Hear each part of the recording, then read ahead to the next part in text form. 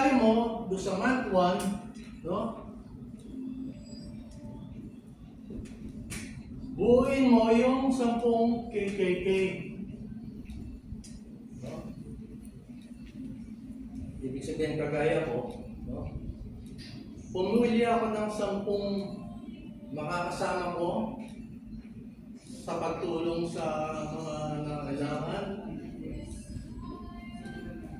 ng 10 kasangga ko, yung naniniwala sa akin, yung susuportahan ko sa aking mga ideas. No? Tapos, pangatlo, 10 kanegosyo. No? Ibig sabihin, yung 10 na yun, dapat may quality na makakasama mo, magiging kasangga mo, at magiging kanegosyo mo. Bakit?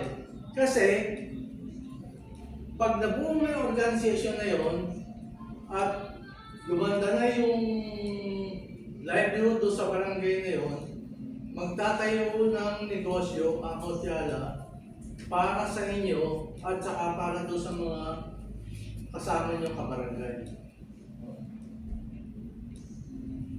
Ibig sabihin, kaya kasama, kasangga, ang negosyo. Kaya dapat pipiliin nyo talaga yung 10 na yun. So, dito sa 10 na to,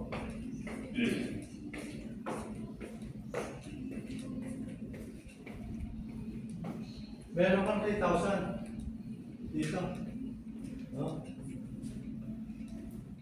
Dito, 5,000.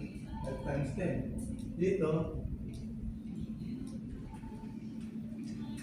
10,000. 1,000 times 10. Ngayon, pagdating sa binary, divided by 2 equals 5. No? 5 times 200,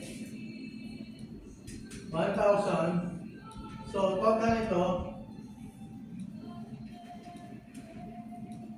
4,000. Dito, 800 times 5, 4,000. Yan, total nito, 9,000. Dito naman, 1,600 times 5, 8,000. 8,000. Kaya, 18,000. Kaya ito yung kinuha ni Dijan. Kasi ang target niya. So, yan yung kita mo kagad sa month 1.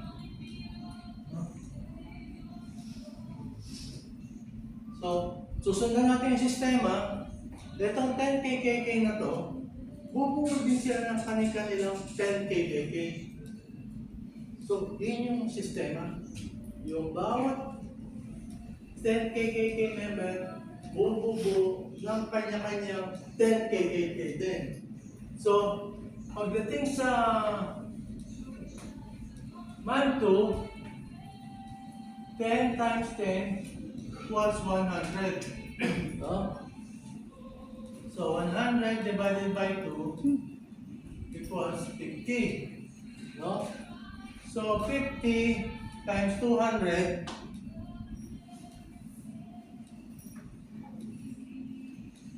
10,000.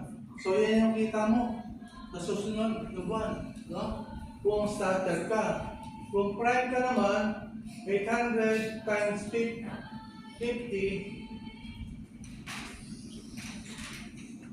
40K. Dito, 16 times 50, 80K. So, dahil sa sumusunod sila sa sistema, pagdating ng monthly, 100 times 10 equals 1,000. Divided by 2 equals 500. No? 500 times 200. 100. 100K. 800 times 500. 400K. 400K. No? 16 times 500. 800K. So, tuloy yung sistema, no? Let's say, month 1, June, July, August, September, month 4,